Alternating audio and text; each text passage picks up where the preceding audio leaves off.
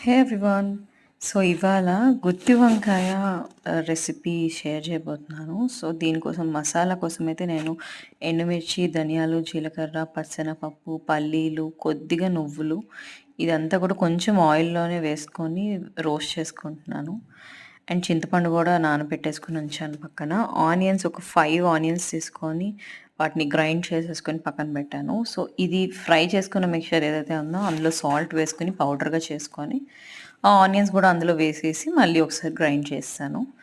And ఇక్కడ బ్రింజాల్‌కి ఘాట్లు పెట్టేసి మగ్గనిచ్చాను ఆయిల్‌లో వేసి. కొంచెం టాస్ చేసేసాక మూత పెట్టేసి కొంతసేపు ఉంచేస్తే అవే మగ్గిపోతాయి. ఇది మళ్ళా తీసేసి ఆ స్టఫింగ్ అంతా కూడా అందులో పెట్టి పక్కనుంచాను.